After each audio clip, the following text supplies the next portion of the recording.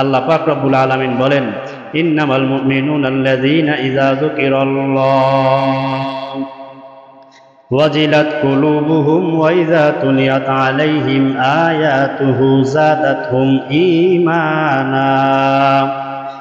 ঈমানা ওয়া আলা রাব্বিহিম ইয়াতাওয়াক্কালুন। সূরা আনফাল 2 নম্বর আয়াতের মধ্যে আল্লাহ তাআলা বলেন, ইন্নামাল মুমিনুনা আল্লাযীনা ইযা যুকিরাল্লাহ, যখন ঈমানদার তো তারা যখন তাদের অন্তরের মধ্যে আল্লাহর স্মরণ আসলেই, ওয়াজিলাত কুলুবুহুম, তাদের অন্তরটা থরথর থরথর করে কেঁপে ওঠে।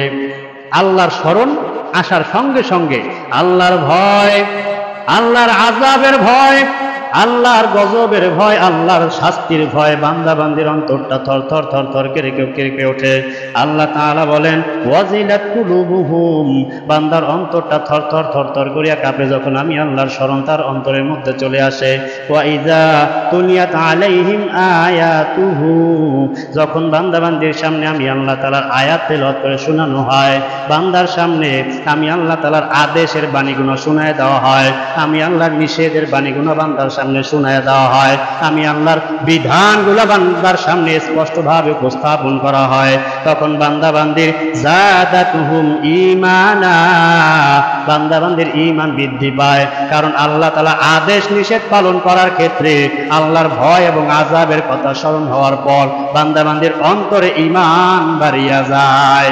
আল্লাহ তাআলা বলেন, ওয়া আলা রাব্বিহিম ইয়াতাওয়াক্কালুন, তখন ওই বান্দা বান্দি আল্লাহ তাআলার আদেশ নিষেধ পালন করার ক্ষেত্রে একমাত্র ভরসা করে আল্লাহর উপর। কার উপরে? একমাত্র আল্লাহ তাআলার উপরে। এ দুনিয়ার মুসলমান ইমানদার, মুফাসসিররা আয়াতের ব্যাখ্যায় বলেন, এই আয়াতের মধ্যে আল্লাহ তাআলা ইমানদারের 4টা বৈশিষ্ট্য, 4টা গুণ বর্ণনা করেন। 1 নাম্বার, বান্দা বান্দি একমাত্র আল্লাহ তাআলার উপর ভরসা করবে, একমাত্র আল্লাহ তাআলার এবং তার রাসূলের আনুগত্য করবে, অনুসরণ করবে, দুনিয়ার কোনো মানুষের পদ্ধতি পন্থা অবলম্বন করিয়া কোনো কাজ করবে না, একমাত্র অনুকরণ হবে আল্লাহ এবং রাসূলের। কার?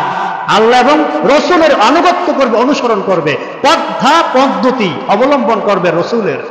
আল্লাহর আদেশ আল্লাহর যেইভাবে করতে বলছেন সেইভাবে করবে, পন্থা পদ্ধতি পথ অবলম্বন করবে রাসূলের দেখানো তরিকা, আল্লাহর নির্দেশিত দেয় পথ। আল্লাহ তাআলা বলেন 2 নাম্বার, বান্দা বান্দি আমি আল্লাহ তাআলার স্মরণ হওয়ার সাথে সাথে তার অন্তরটা থরথর থরথর করে কেঁপে ওঠে, বান্দা বান্দির অন্তরের মধ্যে আমি আল্লাহর ভয় চলে আসে, বান্দা বান্দির মধ্যে আমি আল্লাহর আযাব ও গজবের ভয় চলে আসে, বান্দা বান্দি তখন তার অন্তরটা কেঁপে ওঠে।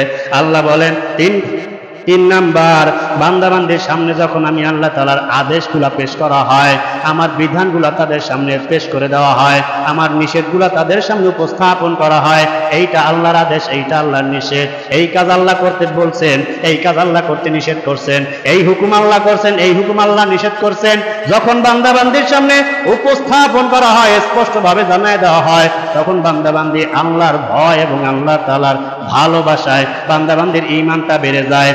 আল্লাহ তাআলা বলেন, হে দুনিয়ার মুসলমান ইমানদার, ওই বান্দা বান্দি আমি আল্লাহ তাআলার হুকুম পালন করার ক্ষেত্রে দুনিয়ার যাবতীয় কলা কৌশল, যাবতীয় পন্থা পদ্ধতি অবলম্বন করার পরেও বান্দা বান্দি নিশ্চয়তা দেয় না আমার এই পদ্ধতি অবলম্বন করার কারণে আমি সাকসেস, এটা বান্দা বলে না।